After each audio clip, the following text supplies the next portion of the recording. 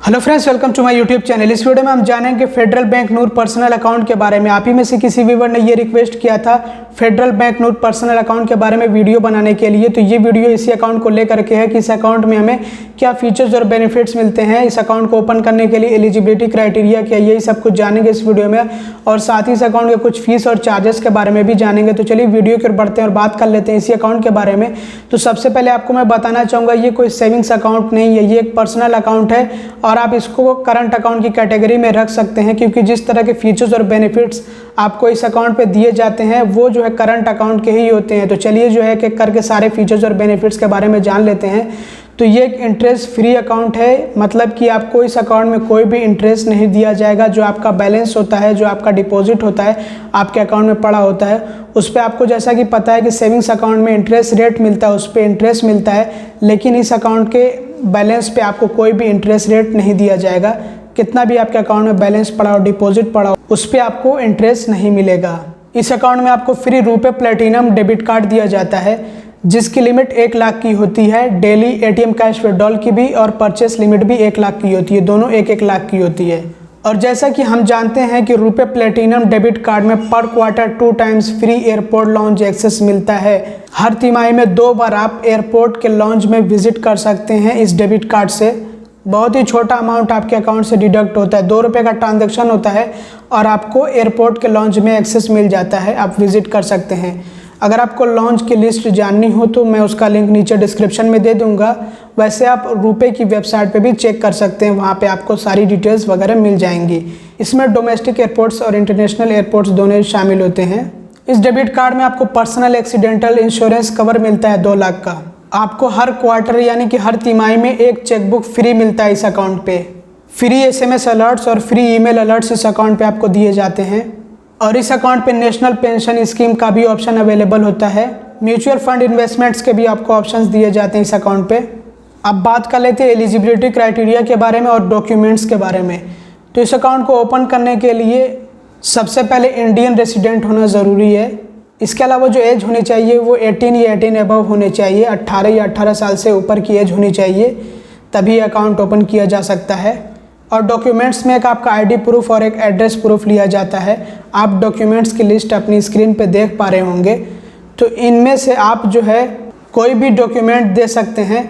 एक आपका ID proof होना चाहिए और एक आपका एड्रेस प्रूफ होना चाहिए। और इस अकाउंट में जो बैलेंस की रिक्वायरमेंट है वो 1000 की है।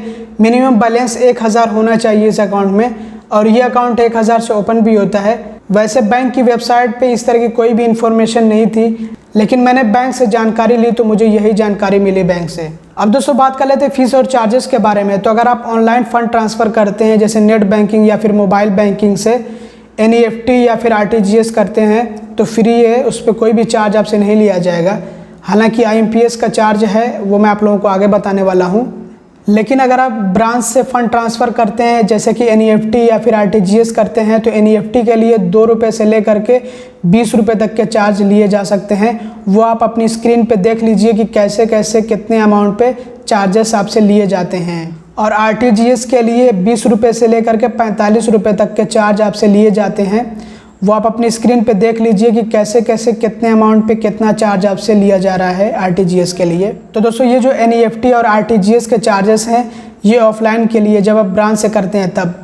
लेकिन IMPS चाहे आप ऑफलाइन करें या फिर ऑनलाइन, जैसे नेट बैंकिंग या फिर मोबाइल बैंकिंग से करें, तब भी चार्जेस लगते हैं, हर हाल में चार्जेस लगते हैं। तो अगर 1000 रुपये तक का अमाउंट है तो उस पर तो कोई भी चार्ज आपसे नहीं लिया जाएगा IMPS से, अगर आप जो फंड ट्रांसफ़र किए हैं तो।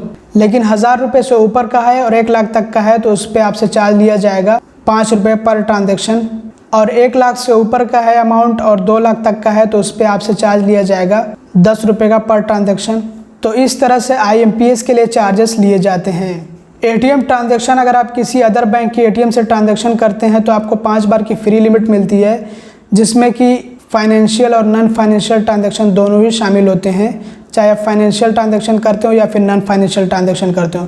फाइनेंशियल जैसे कि अगर आपने कैश विड्रॉल कर लिया तो फाइनेंशियल ट्रांजैक्शन कहलाता है। और नॉन फाइनेंशियल ट्रांजैक्शन जैसे कि अगर आपको अपना अकाउंट का बैलेंस चेक करना हो, मिनी स्टेटमेंट देखना हो, या फिर आपको पिन चेंज करना हो, ये सारे नॉन फाइनेंशियल ट्रांजैक्शन कहलाते हैं। और अगर आप फेडरल बैंक के ATM से ट्रांजैक्शन करते हैं तो चाहे फाइनेंशियल ट्रांजैक्शन करें या फिर नॉन फाइनेंशियल ट्रांजैक्शन करें, उस पर कोई भी आपसे चार्ज नहीं लिया जाएगा। लेकिन वहीं पे अगर आप किसी अदर बैंक के ATM से ट्रांजैक्शन करते हैं तो आपको 5 बार की फ्री लिमिट मिलती है महीने में, और जब वो लिमिट ख़त्म हो जाती है तो उसके बाद से आपसे चार्जेस लिए जाते हैं। और ये जो चार्जेस होते हैं फाइनेंशियल ट्रांजैक्शन के लिए, हर ट्रांजैक्शन पे आपसे 20 रुपये का चार्ज लिया जाएगा, और नॉन फाइनेंशियल ट्रांजैक्शन के लिए हर ट्रांजैक्शन पे आपसे 10 रुपये का चार्ज लिया जाएगा।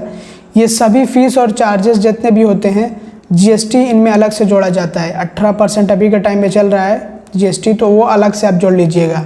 अगर आप डुप्लीकेट पासबुक या फिर स्टेटमेंट इशू कराते हैं तो उस पर चार्ज है 100 रुपये का, और हर 40 एंट्रीज़ पे आपसे 100 रुपये का चार्ज लिया जाएगा।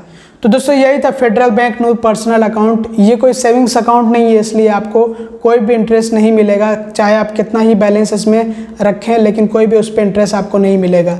अगर आपको करंट अकाउंट की ज़रूरत है तो आप ये अकाउंट ओपन करा सकते हैं। 1000 रुपये इसमें आपको बैलेंस मेंटेन करना होगा, और आपको रुपए प्लेटिनम डेबिट कार्ड दिया जाता है, जो कि अच्छा डेबिट कार्ड होता है।